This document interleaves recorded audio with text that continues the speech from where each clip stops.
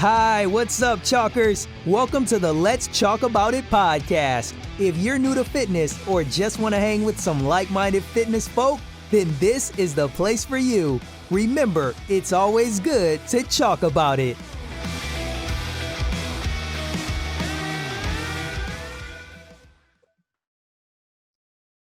Hello and welcome to another episode of Let's Talk About It. As always, I am joined by the ever knowledgeable Christopher McKenzie.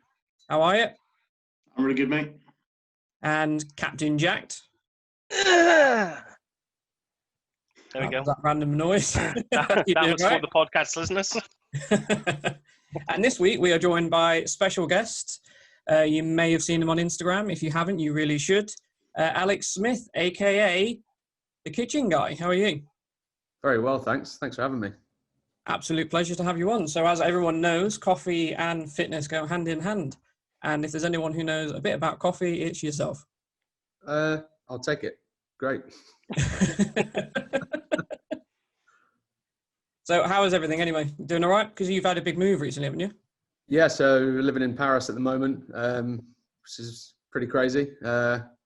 Was in London before that, and we've moved everything here for a little while. So maybe, I don't know, a few more months here and then back to the UK, I think. And then, yeah, it's a bit nuts.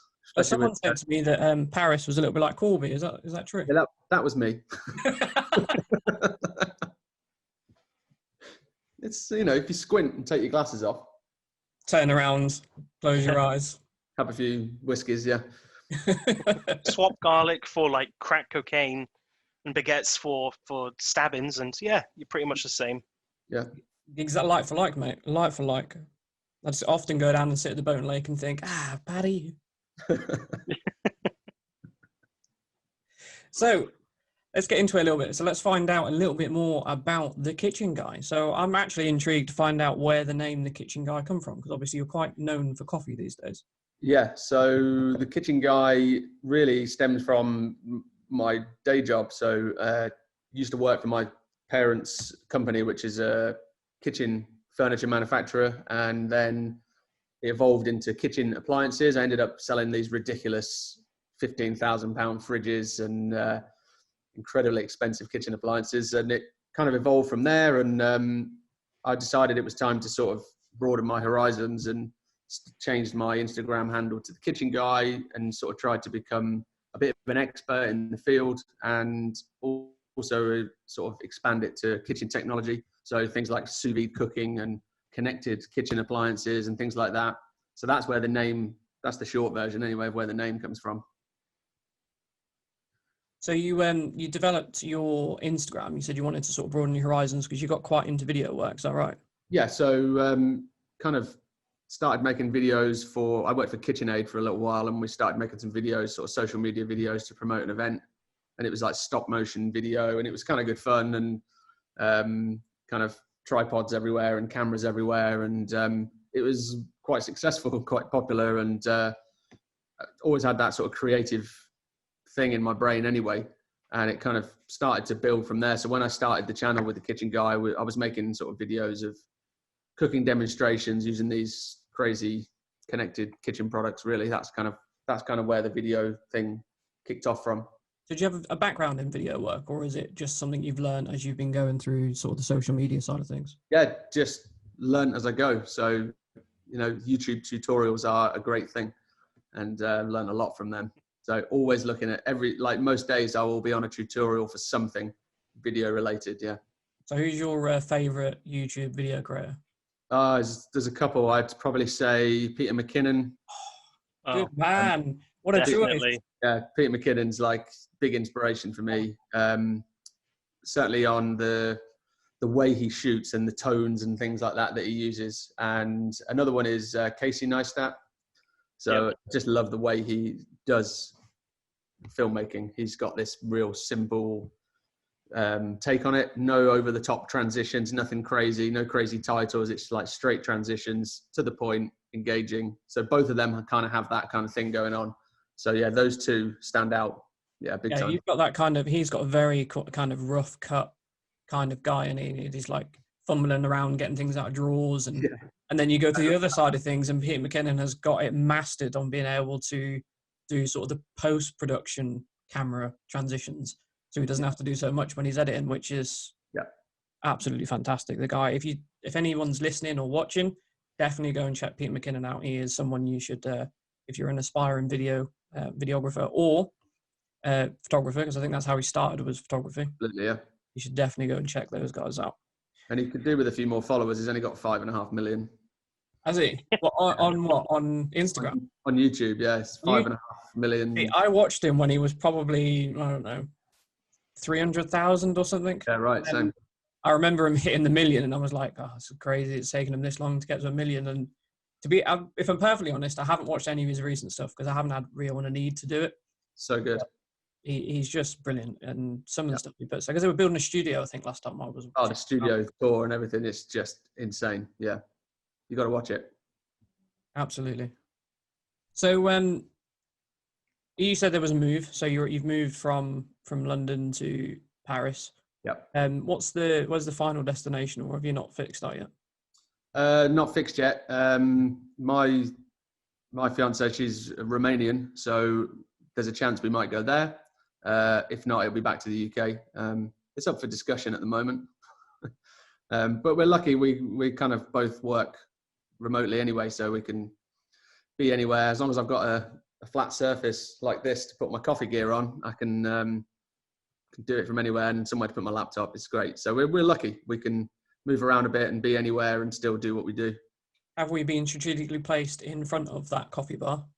Actually, no. This is just where I sit every day to work, but I like to keep it close.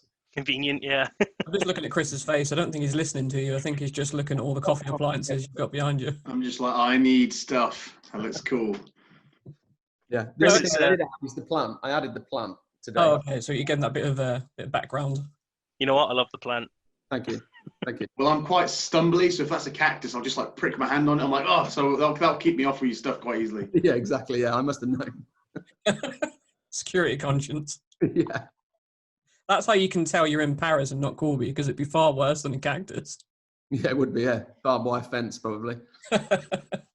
So on that table behind you, what's your favourite appliance? What's my favourite appliance? What's your flavour of the month appliance-wise? Oh, I just got this grinder, this white grinder just here. This is the Niche Hero. It's like the ultimate home coffee grinder. It's ridiculous. Is that the gold Ember next to it? That is the brand new gold Ember Mug next to it as well, yeah. Oh, cheap plug. Just brand new. Just you're not getting one. But yeah, no, the grinder's amazing. Everything he can see here is they're probably like literally my fourth favorite things anyway. The espresso machine, the grinder, and then there's that kettle. I don't think you can see the kettle right at the side there. I can't. I've had that kettle sent to me. Yeah, we had a conversation about this. Yeah, we did. Yeah, I've still not ordered one yet though. Go and spend more money. You don't work for them as well, do you? No, I mean, great company. That's a company called Fellow. They're massive now. They've gone from tiny little operation to the forefront of coffee in about 6 or 7 years. And they make like every coffee nerd either has or wants one of those kettles. Yeah. So if you had to go somewhere and take only 2 pieces of equipment, yeah, and 1 bag of coffee, what would it be? 2 pieces of equipment. I would take a jet boil for boiling the coffee because you can do it anywhere. I would take a Kalita Wave, which is a pour over dripper. And what coffee would I take? I can't answer that. Good answer. I was going for on the spot then. I was like, I'll see what it'll do. You know what? I really enjoy how many people are making, like how many independent companies make coffee and how many of them are now sort of speaking up for the producers in South America, Africa. These guys don't get, like Starbucks, for example, they charge a fortune for the coffee, but they don't look after the little guys that produce it in the first place. So exactly, yeah. I love all the independent roasters that are giving back and making a point of putting the name of the guy who grew it, on the bag. But yeah, if I had to pick I can pick a region, I'd take Brazilian coffee, but I can't tell you which brand, which roaster. It's just it's A, too difficult, and B, not fair because there's so many. Yeah. Don't want to really ruin any future people sending you coffee. That's the third most important bit. And Kieran, what's your favorite region? I think Chris's is Ethiopian. I think. I wouldn't say. Well, we'll get into that. I wouldn't say it is. No. No, I think it used to be. I think you'd I've be only fair just and tried ask it, mate. Chris.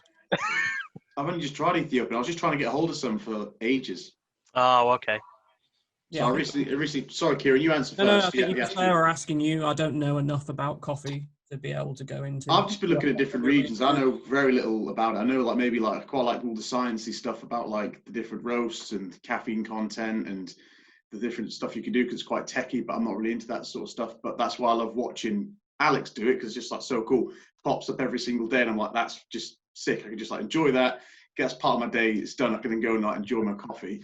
But I do quite like Alex. I like something quite rich and bold and something a bit like a bit of a deeper flavor, like a Brazilian roast. But I recently tried the different regions. I tried Ethiopian. I tried what was the other one? Ugandan. They're a little bit too sour.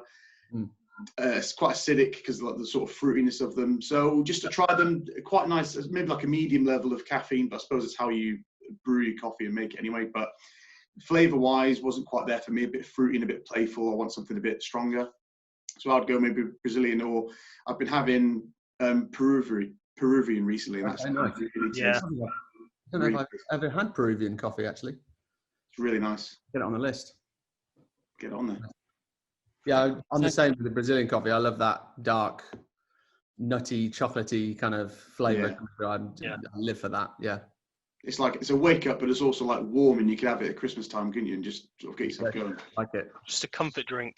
Yes, That's every it. day. I mean, for me, it'd have to be like a Brazilian for drip filtered stuff or like slow pour. And then I love Colombian espresso. Yeah. Love Colombian espresso. Yeah, nice. We love Settling Room, don't we, Scott? Oh, yeah. Yeah. Shout out to Settling Room. Yeah. So I was about to say the coffee that Opus sent us, I think it was the Colombian, that as soon as I went past, the smell that just come off of it was just unreal. Yeah. Yeah, that's a good one.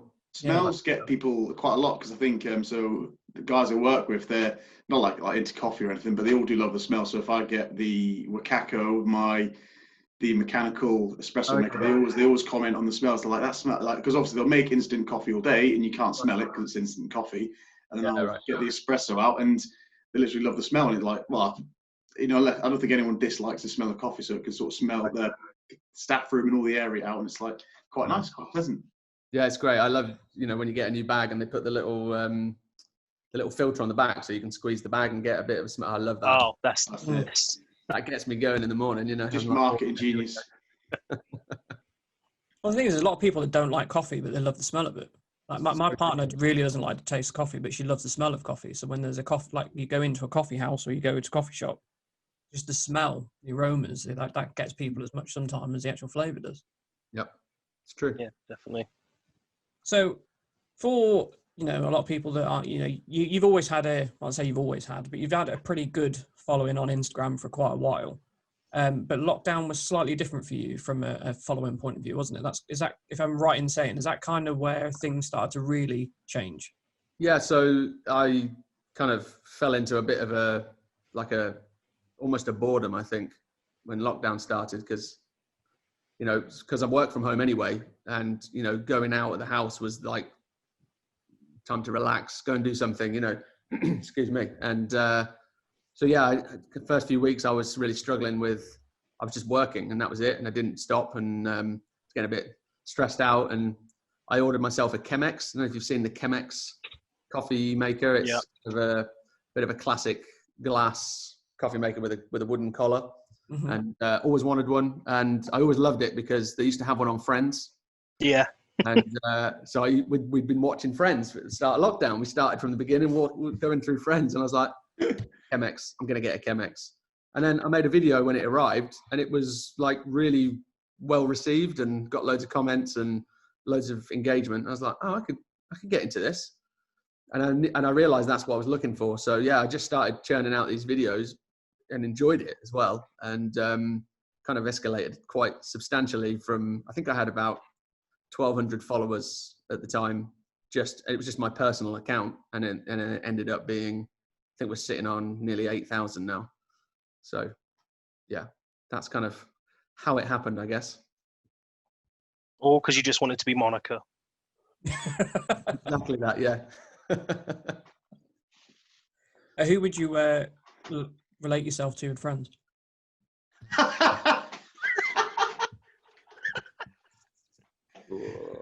No idea. Amazing. No? Oh, okay. Most I mean, people go with... Wait. Just so Kieran's happy. Kieran, who would you relate yourself to in Friends? Phoebe, probably. Yes. Only because you expected me to say Joey. You're more of a Ross for me. Oh, mate, thanks. I feel like Scott should answer this one for me because he knows me. You're Chandler. You're Chandler. Ooh. Yeah. Could I be drinking any more coffee? Yes. There it is. I tell you what, off the back of that quiz and just now, I'm not sure why I even do this podcast with you two. You get a lot of stick.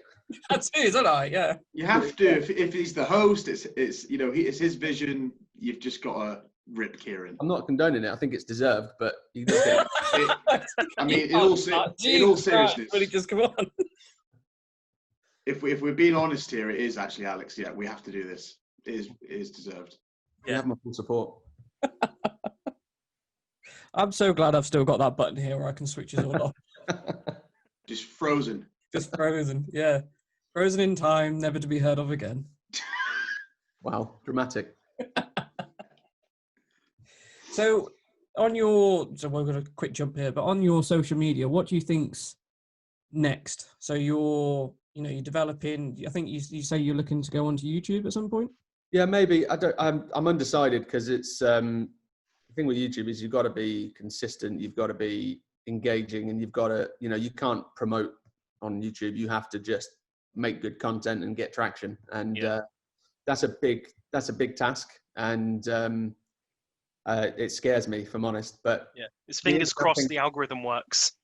Exactly, it's all algorithms with YouTube, and whereas Instagram you can kind of reach a lot of people quite easily. And I like that sort of shorter, engaging 1 minute video. Like all my videos are 1 minute maximum, and that kind of works for me. I posted one yesterday with the gold Ember Mug, and slightly different format, a little bit more cinematic with the shots, and I'm actually in it and I'm talking a bit more.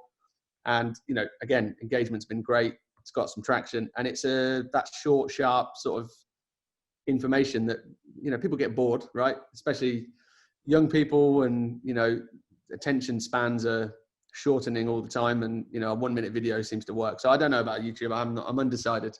You on TikTok? No. I downloaded it. I made a profile thinking, yeah, I could do this, and then just completely lost interest because I realized I don't dance. So you don't need to dance, and you've got such great capturing content. I think you do really well on that. Oh, well, maybe you can do some consulting for me. It sounds like what's what with TikTok. I think it's worth a try, especially if you like doing the shorter format stuff. It does seem to have a lot of good traction for people that do really good. I think it's a bit, most of the stuff you see is dances and silly viral things. Right. But there are a lot of people who use it successfully for doing things like you're doing. Yeah, I mean, it's, with this Reels thing on Instagram, which has been pretty successful on my channel, it would make sense, and I have all that content sitting there. It's something to look at, but it's it's a side project, this whole thing. So it's once I've sort of started to build on one platform, the thought of the task of building on a second is daunting. So but yeah, it's got to happen at some point. It's obviously here to stay. So well, essentially the Reels was to compete with TikTok. Right. Because people were loving the format of TikTok. So Instagram needed to do something, or Facebook, should I say, needed to do something to be able to compete. And that's where the Reels were. And to be perfectly honest, most people post their TikTok videos to their Reels anyway. Yeah, I've seen that in the corner. You can see a little logo, right? Yeah. Yeah, exactly. So I think I think you did pretty well on that, to be perfectly honest. But obviously, I know what you mean by multiple platforms. I mean, we're trying on several platforms, and it is daunting and it's a lot of work. So Sometimes it is better to just stick to the one that you know works. And Yeah, right. Agreed. I think that's right. I think, once you've built one, maybe then you move on to the next, but not quite done with Instagram yet. I think as well, once you've got a good following, like you're automatically going to bring a lot of that following across to another platform anyway. Because you're going to especially if you start doing a lot more long format stuff.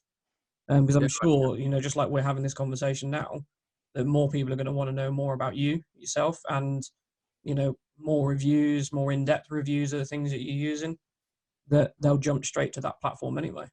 Yeah, good point. Yeah, well, I think my first choice would definitely be YouTube, just because of what it's about. And it's, it's all about creators, and, the guys like we talked about, Peter McKinnon, for example, he's made that platform his own, and that's quite inspiring. That holds more appeal to me, definitely. Yeah, and the fact that, have you seen the size of the camera he vlogs with? Oh yeah, he's got a Canon mirrorless SLR, and he's got his red. Have you seen his red movie cameras? Yeah, red movie cameras are insane. I was watching it, I think, when he was using the Canon Mark III, and he had the ridiculous battery grip on it, and oh yeah, everyone's looking at him. Yeah, everyone's looking at him going, "What are you doing?" Like, they're all using these little mirrorless or just a normal DSLR, and he's walking around with like a cinema camera. Yeah, right. Yeah, but the content speaks for itself, right? Exactly. Oh, absolutely. So, I don't want to go too far away from the fitness side of things, because like we said, everyone knows that coffee and fitness go hand in hand. Hence why we have you on, because a lot of people would like to listen to your coffee stories. But what about your fitness stories? I have many fitness stories. So I was a large, overweight chap back in the day, most of my life, and got the classic wake-up call. I weighed myself after however many years and looked down, like I think I was 19 and a half, maybe 20 stone. And I'm not particularly tall either. So I was carrying a fair bit, and just sort of realized that it was time to make a change, and got in the gym, changed my eating habit. I was eating junk food and not healthy in any way. And got a gym membership, got on a cross trainer, started doing loads of I was uninformed. So, cardio all the way. And, but I ended up losing quite a lot of weight. And as the weight sort of started to go, I started to move on to doing some weights and trying some other things. And so, yeah, that was quite a journey. That was about an 18-month journey. So from, I think, 19 and a half stone down to just under 13. Wow. So quite a change. That's hell of a change. Was there like a specific moment that made you think, I need to do something about this? Was there? Yeah, I was getting out of breath tying my shoelaces. We've all been there, mate. I was leaning over to tie my shoelaces, and I was like, I'm getting fed up with this. And I was like, this isn't right. This can't be right. And it's actually my sister that's sort of engineered quite subtly for me to go and weigh myself. She's obviously looking at me going, she's worried, or we need to do something, but you can't just obviously go up to someone and say, you need to lose weight, let's do it. So she was quite good, and she just joined a gym in Kettering, and she was like, let's do it. You should do it. You should try it. Maybe you can come to the gym with me. And I was just like, I remember feeling my sort of my whole body went numb, and I was like, whoa, that number is not where I want to be, or where I should be at. I think I was 20, 21. And next day signed up, ludicrous amount of money at the time. And that was it. 4 or 5 days a week, eating really well. Didn't go near a fast food restaurant for over a year, and made a change. And it's a roller coaster, right? It's we've all been there, and there was some, you fall off the wagon a bit, but it always comes back around eventually. And a couple of injuries along the way, which were not so pleasant. But it was a big thing back then, big time. What are your preferences then with training? So you said like you started some weights, and earlier on you were sort of talking about you got some interest in CrossFit and some barbell training. So what are your interest in training sessions? What do they look like? So for me, I fell in love with CrossFit a few years ago. It took me a few years to find it, to be honest. I went through my whole weight loss journey without it, and I was always looking for something that was going to hold my interest a bit more. And a friend of mine, James, he took me to ShiFit in Wellingborough. So we must be going back to 2017. And in fact, your guest last week, Jack, he greeted me in these tiny, tiny little shorts. And I'm like, and there's the time I was thinking about CrossFit, I always thought there's a bit of a stigma to it. It's a bit clicky and it's a bit like, I'm not sure if that's for me and I want to be judged and all that sort of thing. And I walk into this gym and I'm like, they're like, that's the owner. And I'm like, he's doing pull-ups in these shorts and I can see up his shorts, and it was because he lost a bet. And I ended up doing this class and it was just completely changed my view on the whole thing and sort of fell in love with it.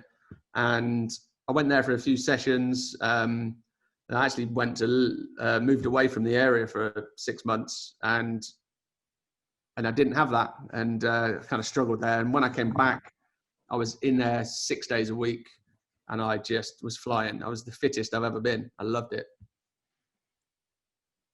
So if you're big into CrossFit, who's your favourite CrossFit athlete? Do you not have one? Do you know what? I don't really have one. I watch Craig Ritchie's videos all the time. I think he's great and he's quite honest about the whole CrossFit thing. And obviously he's got his journey into CrossFit and I think he was a weightlifter, right? So he was into all that and he did the bodybuilding shows and things like that. And then he found CrossFit and his journey to CrossFit was similar to mine. I always thought, oh yeah, everyone gets hurt. Everyone looks down on CrossFit, and then he's gone and done it. And now he's a big part of it. And so I've kind of followed him along the journey at the same time. And so I actually really like what he does because he kind of picks out the best parts of CrossFit. But there's not a particular athlete within it that I feel like, oh yeah, that's my CrossFit person. But I enjoy quite, following along with a lot of them, and I always follow the games when it's on. And I used to have a Josh Bridges t-shirt with his and the hat on the back. I quite liked him, and he's got a coffee company as well. He has, yeah. So, I was expecting him to come up in the quiz actually. Oh, damn, I didn't think about it. Yeah, you missed a few CrossFit coffee people, but I did. Yeah, I forgot about Josh completely. Yeah, I'm here to remind you. Don't worry. Thanks, mate. I couldn't rely on you when the quiz was for you. So yeah. Fair enough. What were you going to say, Chris? Oh, so I was just going to say, so you definitely feel like you've got a massive interest in CrossFit. You haven't got like a favorite athlete, but you're more like a fan of how it all goes, how it's all sort of presented and how CrossFit expresses itself, or you just purely the training's cool, really enjoy it? Yeah, I've always found it engaging. I found it really good to go in and everyone stands around the board and they tell you what you're going to do and there's someone there telling you what to do. I always responded well to that. And, I love that slight competitive edge to it. I've never been the fastest or able to lift the heaviest, but I enjoyed that extra element of pushing me in my workouts and, haven't been able to do it for a few months now and I miss it. I'm dying to go and do some power cleans or rope climbs or something, and so yeah, I really, really enjoy that side of it. Sweet. So do you do any other sports or do you, is it just the CrossFit that you stick to? I embarked on some obstacle course races as well a few times. Okay, like Tough Mudder and all those sort of things? Yeah, so I did a few of them. There was one called The Suffering that they did at Rockingham Castle, which yeah. I think I've done that 3 times. Loved it. Done it twice on my own, once in a group, and honestly I think I preferred it on my own. On your own? Did them twice on my own. Yeah, the first one I did on my own. Yeah, I loved it. Just, because I've got not worried about anyone else struggling with an obstacle or anything like that. I was just laser focused, carrying my 10-gallon petrol can of water up a hill. Loved all that. I did the first one at Boughton House. When they come over here. Yeah, nice. I think it was meant to be 11 miles, something like that. I think it turned out it was more like 14 miles by the time you've actually gone through all the wooded area and everything. And I had such bad cramp that my calves literally like inverted, and I could not get my feet pointed down. My calves just disappeared. Wow. Oh, it was awful. It was absolutely, that was the last time I ever done one of them. I remember doing one in Leicestershire called the Wolf Run. Yeah. And that one's pretty much just centered around mud. And I did actually do that one in a group. And I remember being in this muddy pond up to here in mud. And it was that thick stuff. And I was done. I couldn't get out. It was like almost at the end.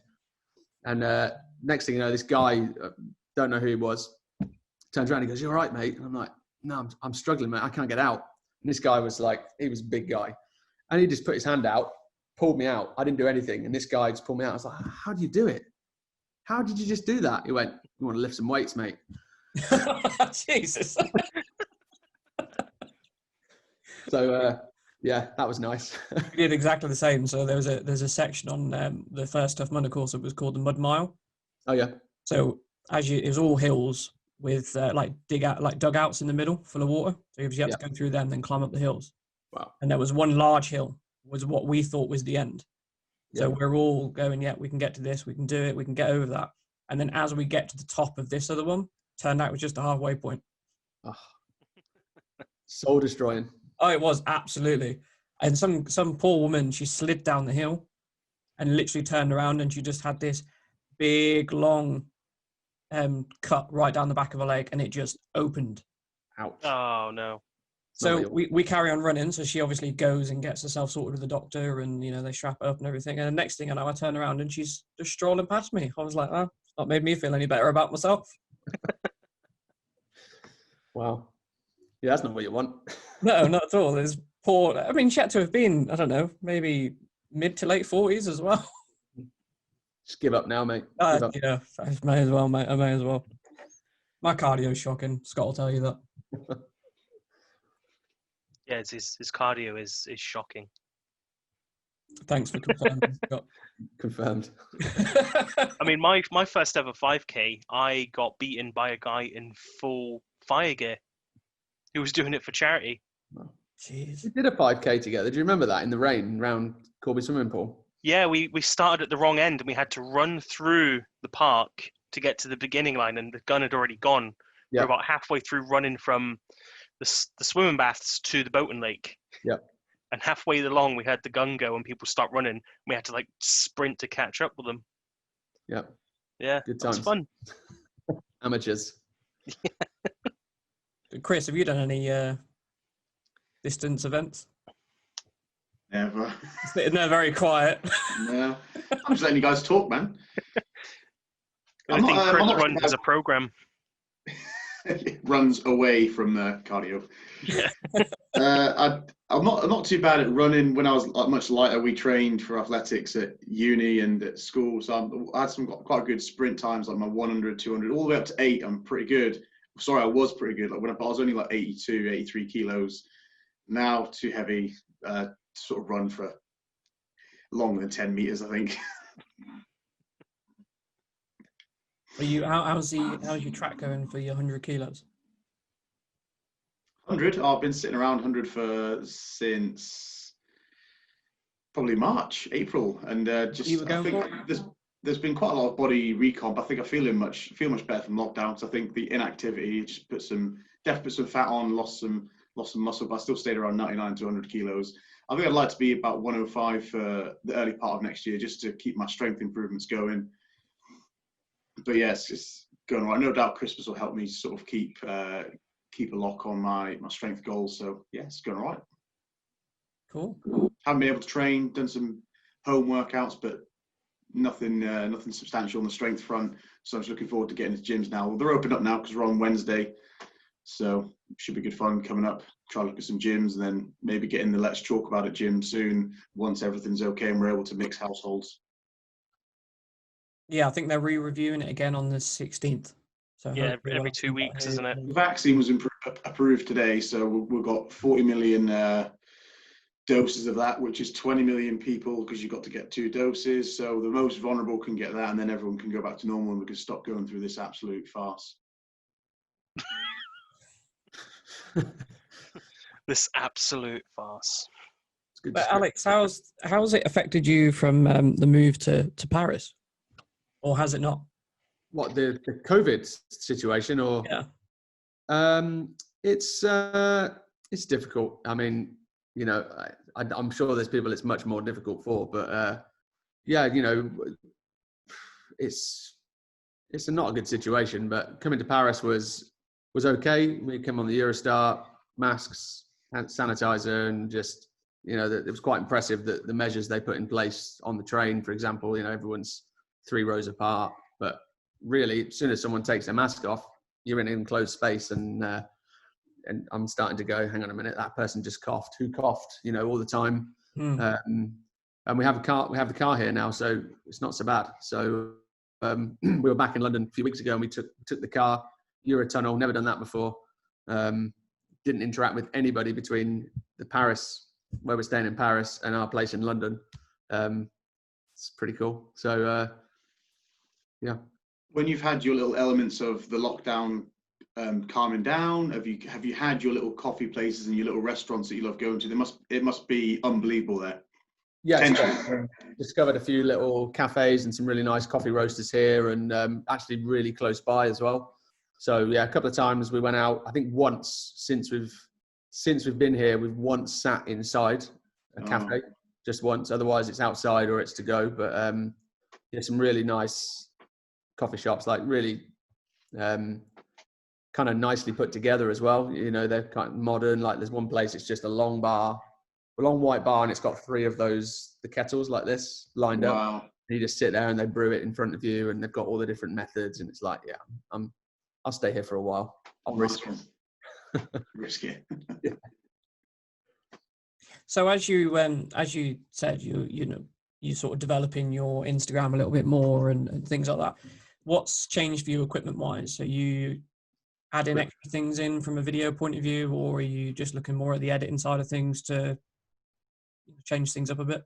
Well, you can do it. You know, you can really do some amazing things in editing, and you know, a lot of videos I use my phone. That's where they all started. It was always with my phone. I've got it here actually. I do have a nice little digital camera, little Fuji X100F. It's a great little camera, fixed lens. You know, it's great. I film a lot of stuff on that now. Anything that's kind of landscape oriented, it's going to be with that. And you know, that's it. I haven't got anything crazy. Nothing. You can do a lot with a little. You know, you can really make some great content without having to go and spend thousands on a mirrorless SLR or a red camera or whatever it is. You know. So your grinder you've got in the background there, you've got that white grinder. Yeah. You've been doing a lot of shots recently of that one on your Instagram. Have you been using that camera, or have you been using your phone? Both. So the thing with the camera is you get that sort of soft focus, and you can use the bokeh effect where the near field's in focus and the surroundings are in sort of a blur. And you know, with the iPhone it does it digitally, but with the camera it's natural, you know, and it's this thing just lends itself to photos like that. And in fact, the guys Niche Coffee, they lent me this, so I don't own it. They lent it to me and said, we'd love to have it as part of your videos and some of your content. And I was like, obviously fanboying, thinking I'm going to get the best grinder there is, and it is literally that, you know. So yeah, you know, it makes me want to use the camera and make something special, because these guys have, you know, I'm just a guy making videos, and they've gone, we'd love you to have our £500 coffee grinder and make videos with it. I'm like, bring it on, let's have it. You know, it's great. So you said that was a fixed lens, that camera?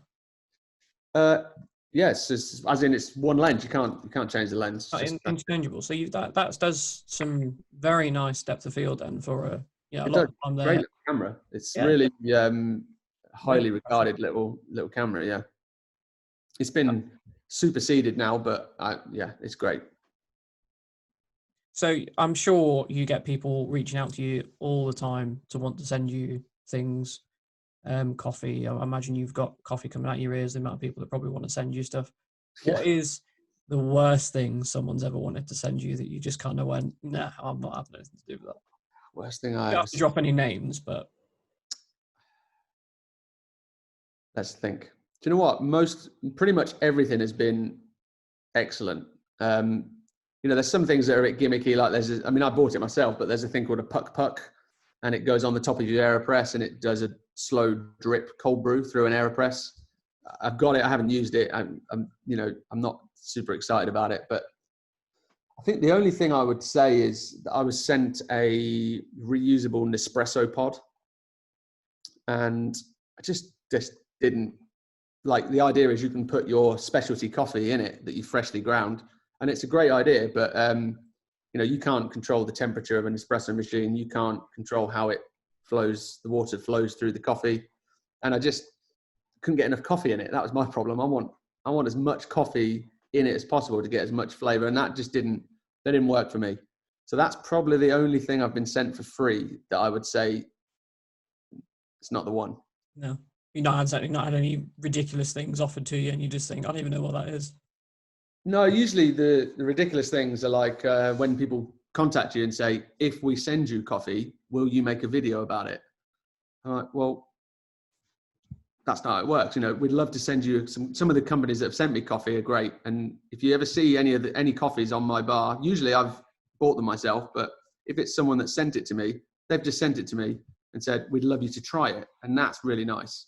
They generally want me to try it, and they know if I like it, I'm going to talk about it. And that's what I do. And so that, sometimes you get the odd, you get the chances, and I like that because I'm the same. I've contacted companies and said, "Oh, I'd love to do something with your product. Would you send me one in exchange for content?" Sometimes they say yes, sometimes they say no. But if you don't ask, you don't get, I suppose. Yeah, well, actually, you led us to be able to do that offer with Opus, actually. So yeah, those guys are great. Again, that came because I follow all those guys. So Zach George and the Lean Machine guys, always been following those guys on because of their links to CrossFit. Been following those guys on for a while.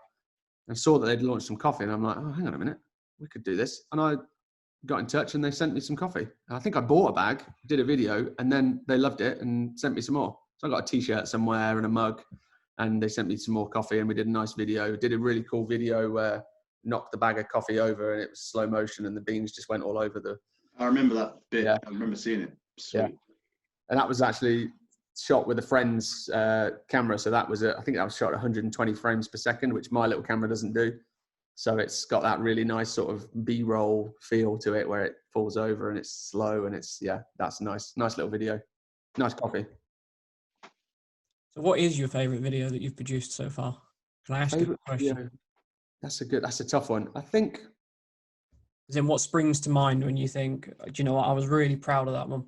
Honestly, the one yesterday, the gold Ember Mug, it's brand new, and it's the first one where I've really pushed the boat out a little bit, and I've changed the music. It's a bit more rock and roll. It's a bit more upbeat.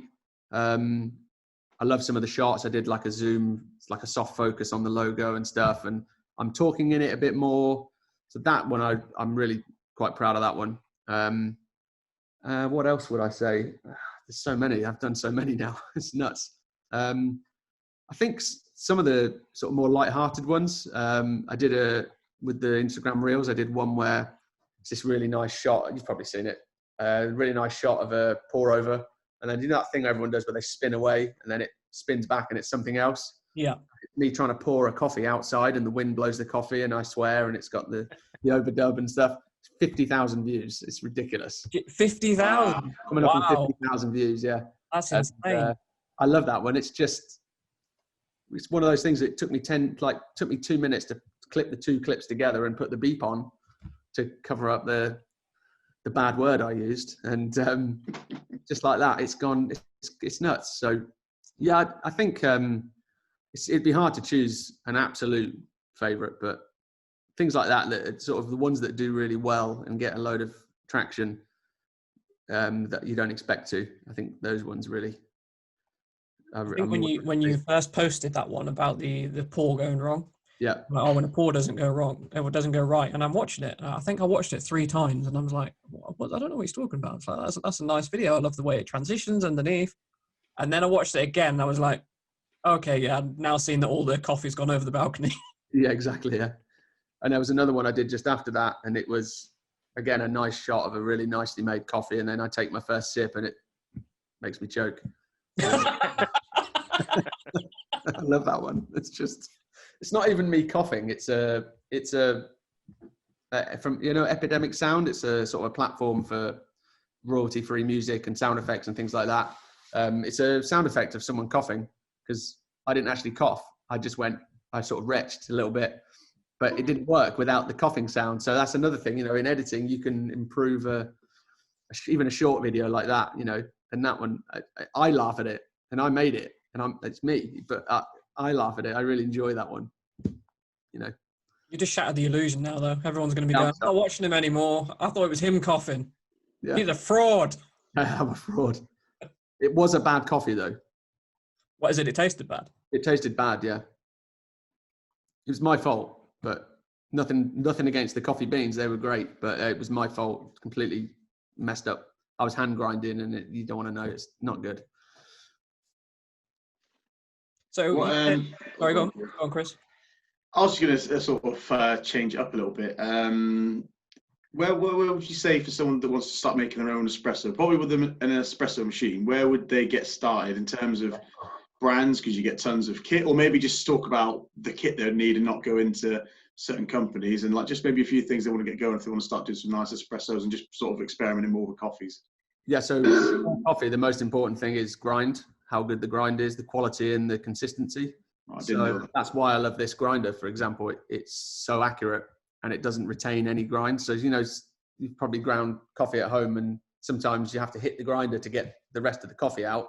Mine does that. It doesn't do that, so grind is really important. But also, you can go and buy an espresso machine for £100, £200, and you'll never get a good espresso out of it. It's just not, you get what you pay for. And so for me, if you really want to make a really good espresso at home, something like this, they do one model below this, which is barely any different. It's called the Sage Barista Express. That is like the gateway to making really good espresso. Because you've got to be able to get the heat right. You've got to be able to control the flow. They've got grinders built in which are really good, again, for the price. So yeah, if you're going to really go for it, you've got to be willing to spend £500 on an espresso machine. I thought that from seeing a few products, but I did think it was going to be around that number. Then you just want that nice, the coffee with some legs on it, so it's got a nice coating to it, and that's what you want in the morning. But yep. So I'm looking at something similar to those. I know you cut a couple £100. They're out there, but I know that's not going to get you the best product. I didn't know about the grind. So just as fine as possible for espresso, or what do you think? Not necessarily, no. So for example, with this grinder here, I think I was grinding on level setting 14, so not the finest at all. I think I did it the first time I did ground coffee for espresso. I was like 1 all the way up, all the way down, and then I'm trying to make espresso and it can't push the water through because it's too fine. It's like concrete then when you tamp it. Exactly, it's such a balance. It really is, and it's different for each coffee. So each type of beans, each roast is different. Wow. So I literally have a notebook that sits next to my coffee machine. So when I get a new coffee, you have to sacrifice a few beans at the start. You've got to do a couple of brews to find the sweet spot. And then once you've got the machine set, you know what to change it back to. So, on the Sage machine here, I've got some coffee that's roasted in Paris, and that has to be on grind setting 6 on that machine. Whereas another one, I've got it on 10. So it's, it always varies, and you just got to be willing to, you'll be very lucky if you get the perfect settings first time through for a new coffee. Right. Okay. Yeah. What's the best coffee method, and why then? Your favorite? My favorite drinking your coffee. My favorite method is the Kalita Wave dripper. So it's like the stainless steel dripper with a little plastic handle. I like it because it has a flat bottom and these sort of smaller holes, so it drips through kind of at a normal speed, but it's good for a darker, fuller body coffee. So that's you grind quite coarse with it as well, because it's got the whole sort of control, the flow through into the server or your cup below.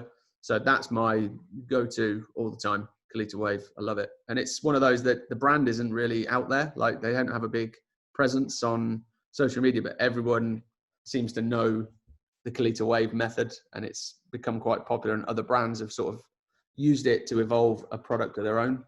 Yeah, it's seen that method, and when I've seen a lot of that in your videos with the filter stuff, has it got a filter, or have you got to put filter paper there? Yeah, you put a filter paper in it as well. Yep. Yeah, so with that, it just adds to the whole romance of it all, and that's what you get with coffee. I think that's what people. That's it. You nailed it, mate. Yeah, it's true. I love that. It's almost like therapy in the morning. Get up in the morning, and I love that process of choosing which coffee. I do the filter flick and try and get it in the dripper first time and all that sort of stuff. I love all that. It's great. And setting your grinder, and you smell the coffee coming through, and you take your time to do the pours. It takes 4 or 5 minutes to do the actual brewing. It's nice. It's therapeutic, and at the end of it, hopefully you've done a good job and you've got a really nice cup of coffee there. So you're going to open up a shop one day, little coffee shop? I don't think so. I don't think that's the plan. Oh man, you've got all the ideas, and you've got all the pitch. All the time I either get, when are you going to open a coffee shop, or when are you going to do your own coffee? And they're the two questions I get the most. And you've got the branding nailed though. The logo, it's ready to go. Yeah, if I get new glasses though, I'm stuffed. Get a new logo. Yeah. You'll get contacts and everyone just leave your company. Nah, not working anymore. Doesn't work. Yeah, it's just the logo's just white if I get rid of the glasses. Just a beard. What? That's not the same guy. What? No, I think the cafe thing's great, but it's I don't know. I just enjoy this. I don't have any sort of lofty goals for it as such. It's just a pleasure to work with some great brands, and as the weeks go by, start to work with some other brands. I had a new coffee machine delivered today. I've got another one coming next week, and these brands just really want to work with people. I'm not the only person doing this. There's some great people out there making content around coffee, and it's a pleasure to do it. And I love how many people reach out and ask questions. You guys have even done it, and it's great. And I'm happy to do it, and I enjoy it. And it's rewarding when someone says, "Oh, what's that coffee scale you've got there?" And I'm able to say, not only this one, I can actually say, you know what, it's really good, and it's this and it's that, and I love that. So that's kind of what I'm in it for, really. Right. The small details get people gripped, don't they? And if you're into something, the smaller, the more niche the detail, it just brings people. It's like exciting for you, isn't it? And it's great to watch that through your platform. Yeah, I do it. I do. I love that. Exactly. You got it right. And the more people that want to ask me questions, the better. I enjoy it, and it's nice to. It's also a nice feeling to now be in a position where I actually have an answer. When I started doing this, I was like pressing my AeroPress down, and I wasn't doing anything special. But I've gained so much knowledge from other people doing the same thing, and just from reading and watching videos, and it's nice to pass it on as well. Well, I think even just talking to you now, we can see the passion that you've got for what you're doing, and it's good to see when someone has such a passion for something they really, really enjoy doing. Yeah, it's true. That's how it is. Love it. It's got a big smile on your face as well. Absolutely, yeah. Well, I did have a coffee, so. So it's fair to say the espresso days are behind you. Oh, way back, yeah. Again, that was had an espresso machine up until April. It's convenience, and it was, the last thing I wanted to do then when I was going out to meetings or going out anywhere, I didn't think I had 5 minutes to make coffee. So it's, a couple of pods in, down the neck, and that was it. See it out the door, and that was it. But now I see the value in it, and realize that I missed good coffee, and because that's not good coffee, and I couldn't go back. But I'm also very honest about the fact that I used to have one, and it's in storage. So if anyone's in the market for an espresso machine.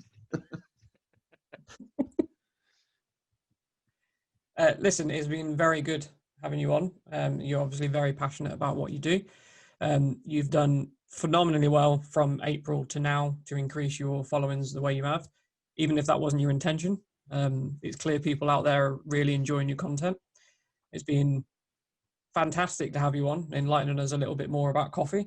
Yeah. A whole lot of stuff I had no idea what you were talking about, but I do now at least. I'll promise not to bug you too much more on the equipment side of things. Feel free. You feel free. It's no problem. I won't buy any of it. It's way too expensive, but No, you won't. at least I'll bother you. So does anyone else got anything else to add to Alex? Many things I want to add to Alex. Should we leave you in a private chat after this? Yeah, if you guys just shut off and leave us, we can jump onto our OnlyFans stream. Ew. OnlyFans coffee stream. Yeah. Can't wait. I'm surprised Scott hasn't got some coffee-related questions, but he probably knows it all anyway because Alex has always got him on the phone whenever he needs him.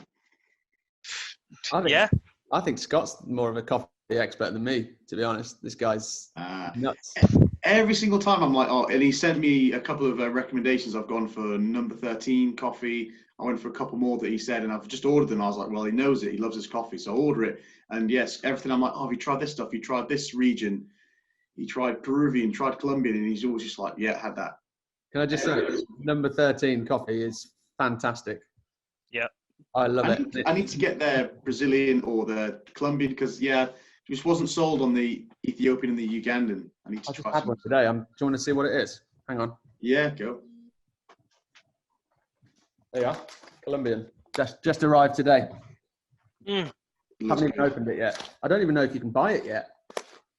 What I absolutely loved, so when I opened it, you looked in and it was like an Instagram shot there. It was just like so matte. There was no like shine to the beans. They just looked really good. And then the smell was great. That was awesome.